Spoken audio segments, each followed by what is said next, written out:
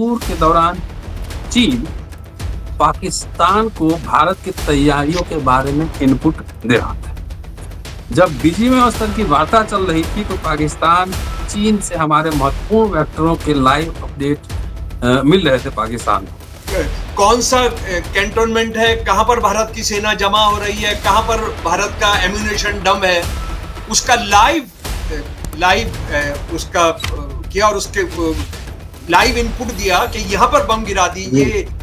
और उसके बाद उन्होंने कहा पाकिस्तान, चीन और तुर्की को भारत के उत्तर में एक सीमा पर सामना करने वाले, यानी वो जनरल ये कह रहे हैं कि चीन पाकिस्तान के साथ हम मुकाबला नहीं कर रहे थे बल्कि 3 विरोधी देशों के साथ मुकाबला कर रहे थे, एक टर्की था और एक चीन था। अभी जो ब्रिक का बयान आया उसके अंदर आप किसने पहलगाम कराया था उस पर आपकी हिम्मत नहीं, आप अपने मिलिट्री ऑफिसर की बात का सम्मान नहीं करा पा रहे हैं कि चीन ने दिया था और पाकिस्तान तो उसका फ्रंट था।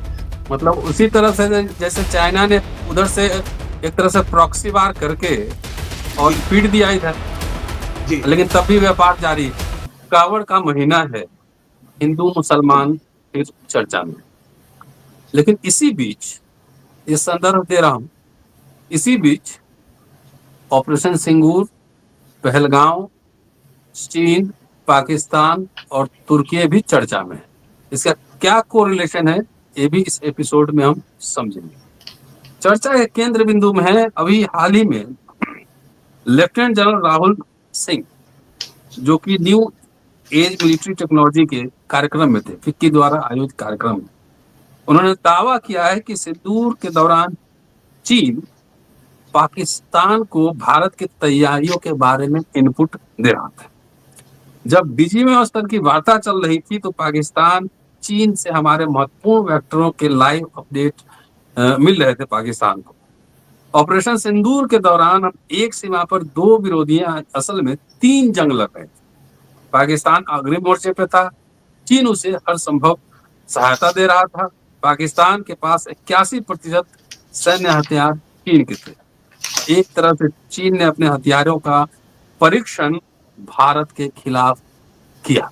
ये चर्चा पहले हम लोग कर चुके हैं। वैसे पाकिस्तान उनके लिए प्रयोगशाला की तरह उपलब्ध था। तुर्की ने भी इस प्रकार की सहायता प्रदान करने में महत्वपूर्ण भूमिका निभाई। इस संदर्भ में विदेश नीति के संदर्भ में और रणनीतिक तरीके से राहुल गांधी का एक भाषण है 2022 का संसद में भाषण है, वो भी मैं जोड़ देता हूं कि जो अभी जो कह रहे हैं lieutenant general Rahul R Singh, वो बहुत पहले पार्लियामेंट के अंदर कह चुके हैं। उन्होंने कहा था कि चीनियों का विजन क्लियर, उन्हें पता है उन्हें क्या करना है। भारत की विदेश नीति का सबसे बड़ा रणनीतिक लक्ष्य पाकिस्तान और चीन को अलग अलग रखना है। आपने जो किया, यानी मोदी सरकार ने आपने जो किया है वो यह है कि उन्हें आपने साथ ला दिया है। आज किसी भ्रम में न रहें, उस ताकत को कम न आके जो आपके सामने या भारत के लोगों के खिलाफ किया गया सबसे बड़ा अपराध है। 2022 में राहुल गांधी का स्टेटमेंट है और वही अब देखिए 2025 में जो लेफ्टिनेंट जनरल है वो बात ये कह रहे हैं। संक्षेप में मैंने बात की, लेकिन क्या चाइना से भारत के व्यापारिक रिश्ते खत्म हो गए? क्या कोई बंदिश है? कुछ बंदिश लगा? और जो मीडिया पाकिस्तान पता नहीं कहां कहां जाके लाहौर, इस्लामाबाद कब्जा कर रहा था, आखिर इस स्टेटमेंट पे ये डिबेट क्यों नहीं? धनाढ्य व्यापारी जो इस देश का बड़ा माल अपने पास रखते हैं, लूट के भी भाग जाते हैं बहुत लोग, वो लोग की चुप्पी क्यों है? चाइना के साथ क्या व्यापार बंद हुआ? क्या चाइना ने पाकिस्तान के थ्रू भारत से युद्ध लड़ा, लेकिन चाइना से व्यापार बंद नहीं। लेकिन कावर में मुसलमान नहीं जा सकते। जो विवाद चल रहा है वो आप समझने की कोशिश कर ही रहे हो, इसलिए ये लिंकेज एस्टैब्लिश कर रहा हूं कि बेसिकली निशाना कहीं और है, दिखाते कुछ और है। दोस्तों, रतनलाल बोल रहा हूँ और आप देख रहे हैं अम्बेडकर नामा। शमसुल इस्लाम साहब हमारे साथ हैं, इतिहासकार हैं, पॉलिटिकल साइंटिस्ट हैं और लगातार अम्बेडकर नामा पर आप सुन रहे हैं। क्या रिश्ता है इन सब में, जरा कनेक्शन क्या है, शमसुल साहब से समझने की कोशिश करेंगे। स्वागत है सर। जय भीम इनकलाब। बहुत बहुत जय भीम इनकलाब जिंदाबाद। बहुत धन्यवाद, आपने मेरा काम बहुत आसान कर दिया रतनलाल जी। और ये मतलब जो कुछ इस देश में और दुनिया में और इस देश के जो राष्ट्र भक्त भारत माता को पूजने वाले जो शासक हैं वो इस देश के साथ क्या कर रहे हैं उसको समझना बहुत ज्यादा जरूरी है। यानी शर्म आने की भी कोई हदें होती हैं तो वो पार कर गए हैं। और एक बहुत बड़े सैन्य अधिकारी हैं। असल में यह है कि ये सैन्य अधिकारी शायद वो हैं जो पूरे जंग का संचालन किया था इन्होंने, और इनका नाम है deputy chief of army staff lieutenant general Rahul Singh साहब। राहुल सिंह साहब ने बताया डॉक्टर अतालाले के फिक्की के ऑडिटोरियम में, यानी इनको डिफेंस मिनिस्टर ने नहीं बुलाया अपनी कॉन्फ्रेंस में, इनको होम मिनिस्टर ने अपनी कॉन्फ्रेंस में नहीं बुलाया, ये पूंजीपतियों का जो सबसे बड़ा संगठन है फिक्की उसने बुलाया और उसमें उन्होंने जो भाषण किया ये अपने आप में एक देश के लिए बड़े शर्म की बात है कि हमारा जो जनरल है, हमारा मिलिट्री जनरल है जो पूंजीपतियों के दरबार में हाजिर हो और वहां सारी बात बताए। तो ये उन्होंने जो बताया, मैं उनका जो बयान है उसका हिंदी अनुवाद आपको पढ़कर सुना रहा हूं। ऑपरेशन सिंदूर के मद्देनजर भारत के खिलाफ पाकिस्तानी सैन्य हमलों में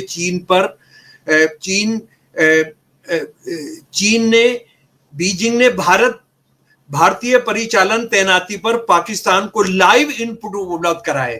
यानी लाइव इनपुट का मतलब भाई आप समझ लीजिए कि कहां जाकर हमला करिए, कहां पर इंडिया के जहाज हैं, कहां पर कौन सा कैंटोनमेंट है, कहां पर भारत की सेना जमा हो रही है, कहां पर भारत का एम्यूनेशन डम है, उसका लाइव उसका किया और उसके लाइव इनपुट दिया कि यहां पर बम गिरा दीजिए, यहां पर मिसाइल मारिए।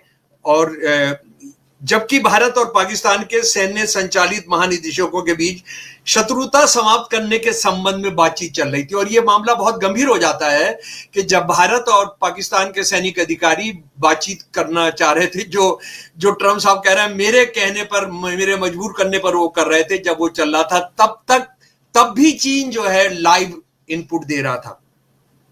और उसके बाद उन्होंने कहा पाकिस्तान, चीन और तुर्की को भारत के उत्तर में एक सीमा पर सामना करने वाले, यानी वो जनरल ये कह रहे हैं कि चीन, पाकिस्तान के साथ हम मुकाबला नहीं कर रहे थे बल्कि 3 विरोधी देशों के साथ मुकाबला कर रहे थे, एक टर्की था और एक चीन था। और उन्होंने बताया कि ये जो है 81%, कोई आश्चर्य की बात नहीं थी क्योंकि पिछले 5 वर्षों के आंकड़ों से पता चलता है कि पाकिस्तान द्वारा खरीदे गए 81% सैन्य हार्डवेयर चीनी है। यानी 81% जो चीन के पास हथियार हैं, जिसका उन्होंने पहलगाम में जो इस्लामिस्ट आतंकवादी हमला हुआ था उसके जवाब में जब भारत ने हमला किया तो उसमें पाकिस्तान की तरफ से जो 81% हार्डवेयर यानी बंदूक, तोप, मिसाइल, ये सारे जो तमाम दूसरी चीजें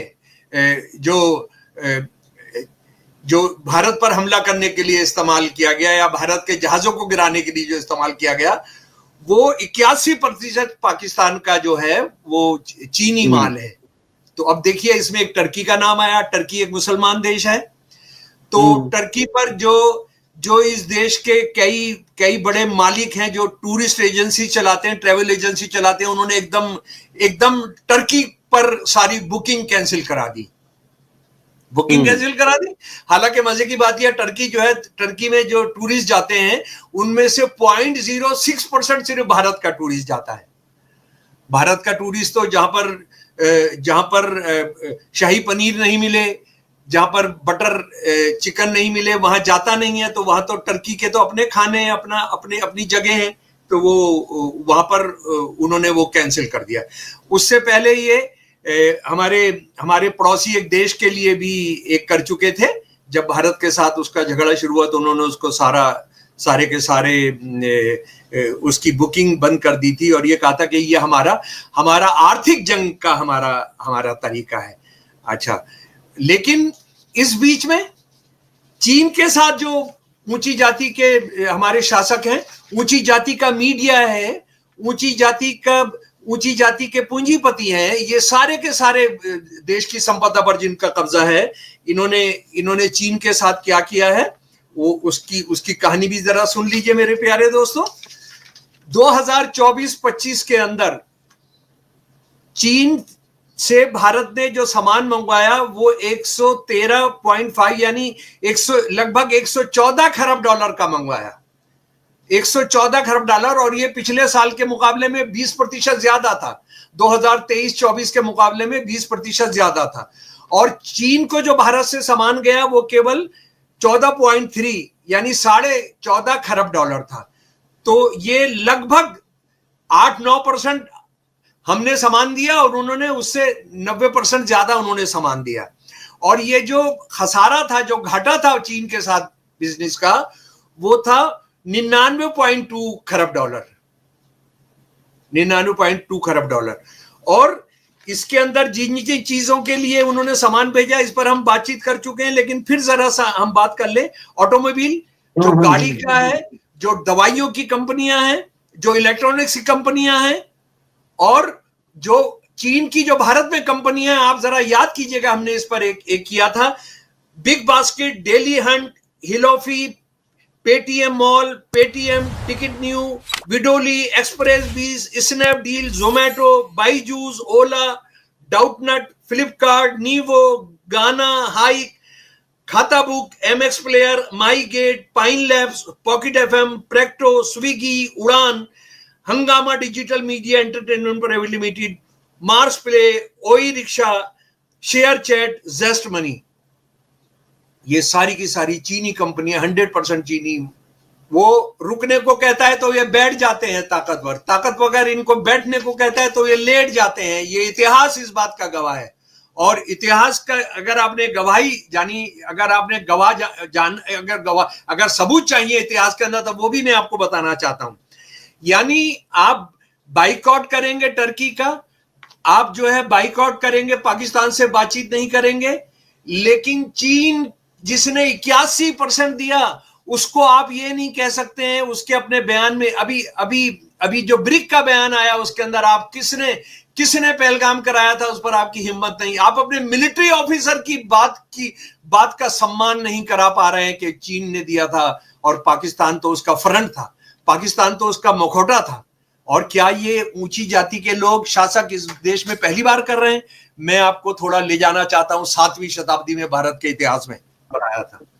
और 16-17 साल की उम्र में आकर उसने सिंध में जो एक ब्राह्मण राजा था उसका वध किया था, और उसके सारे परिवार को कैसे गुलाम बनाकर, उनकी औरतों को, और वो कैसे उसने अपने हरम में ले जाकर फिर उसने अरब के खलीफा को पेश किया था। ये वही अरब हैं जिनके देशों ने मोदी जी को सबसे राष्ट्रीय सम्मान दिए हैं। उसके 100 साल के बाद शंकराचार्य निकलते हैं अपनी सेना लेकर, और वो क्या करते हैं, मैं इस किताब को फिर आपके सामने कर चुका हूं, भगवान बोध जीवन और दर्शन, धर्मानंद कोसंबी जी का। जरा सुन लीजिए, दिल मजबूत करके सुन लीजिए। मुसलमानों द्वारा सिंध और पंजाब के कुछ हिस्से पर कब्जा हो जाने के 100 बरस पीछे शंकराचार्य का उदय हुआ। उनके वेदांत का सारा लक्ष्य यही था कि शूद्र लोग वेद अध्ययन न करें। यदि कोई शूद्र वेद वाक्य सुने तो उसके कान गर्म शीशे या लाख से भर दिए जाएं। यदि वह वेद वाक्य का उच्चारण करे तो उसकी जीभ काट ली जाए, और यदि वह वेद मंत्र को धारण करे तो उसे मार डाला जाए। ये था उनका वेदांत। मुसलमान विजेताओं से भी हमारे इन सनातनी बंधुओं ने कोई पाठ नहीं सीखा। बुद्ध तो उनके शत्रु ही ठहरा, अतः उससे वो क्या सीखते। और आरएसएस वाले चाहे जो भी कहते रहे, हिंदुत्ववादी चाहे जो भी कहते रहे कि ये मुसलमान शासक जो थे कत्लेआम कर रहे थे, रेप कर रहे थे, एक मन जनेब खाता था, एक इसमें से मुगल बादशाह जो था उसके जनेब खाने के सामने आ जाता था तो वो यानी एक मन जनेब कितने ब्राह्मण मारे जाते होंगे, उसके बाद वो नाश्ता करता था। लेकिन क्या इसको कोई हमें बताएगा, इसका कोई जवाब देगा कि 1871-72 में लगभग 1000 साल के बाद मुसलमानों का राज जब खत्म हो चुका था, जब इस देश की जनगणना की गई तो मुसलमानों की संख्या केवल 21.5% थी। ये 21.5% क्यों रह गई? ये देश मुसलमान क्यों नहीं हुआ था? ये इसलिए नहीं हुआ था कि हिंदुओं की ऊंची जातियों ने मुगल शासकों से, उससे पहले गुलाम शासकों से, उससे पहले लोधी शासकों से रोटी बेटी का रिश्ता कर लिया था। भारत मां का सिंदूर इन्होंने, कोई कहते हैं कि उन्होंने भारत माता का सिंदूर मिटा दिया था। इन्होंने भारत माता के सिंदूर मिटाने वालों के साथ रिश्ते स्थापित कर लिए थे। मैं जवाब मतलब चाह उसी रहा हूं तरह से 40 साल से। जी, मतलब उसी तरह से जैसे चाइना ने उधर से एक तरह से प्रॉक्सी वार करके जी, और पीट दिया इधर, जी, लेकिन तब भी व्यापार जारी है। जी। नहीं, उससे भी रतन लाल जी आपने बहुत इंपॉर्टेंट सवाल उठाया, उससे भी भयानक सवाल ये, 1962 के अंदर चीन हमारे साथ डायरेक्ट क्या कर चुका है? वो तो प्रॉक्सी वार नहीं, वो तो हमारे हजारों हमारे सैनिकों को मार चुका है। आज भी उसका हजारों हजारों मील हमारे जमीन उसके पास है। चीन कोई पहली बार का मुजरिम थोड़ी है। चीन का जो भारत के बारे में जो उसका जो प्रोजेक्ट है वो तो बहुत किला है। हजारों हजारों हमारे हमारे हमारे हमारे फौजियों को शहीद किया, और उसमें से 98% 95% हिंदू थे, सिख थे। तो आप इससे बड़ा और क्या सबूत चाहते हैं? लेकिन आपने मुसलमानों के साथ ताकतवर थे, उनके आगे आपने हथियार डाल दिए, उनके रोटी बेटी का आपने रिश्ता कर दिया। उसके बाद आपने क्या किया? मैं फिर आपको याद कराना चाहता हूं और सीधा पूछना चाहता हूं हिंदुत्ववादियों जो क्रिमिनल्स हैं उनसे पूछना चाहता हूं कि हमको बताएं कि कब शिवाजी से लड़ने औरंगजेब गया था। शिवाजी से लड़ने औरंगजेब की तरफ से गया जय सिंह 1 जय सिंह 2। महाराणा प्रताप से लड़ने अकबर कब गया? उनसे लड़ने गए उनका साला मान सिंह लड़ने गया।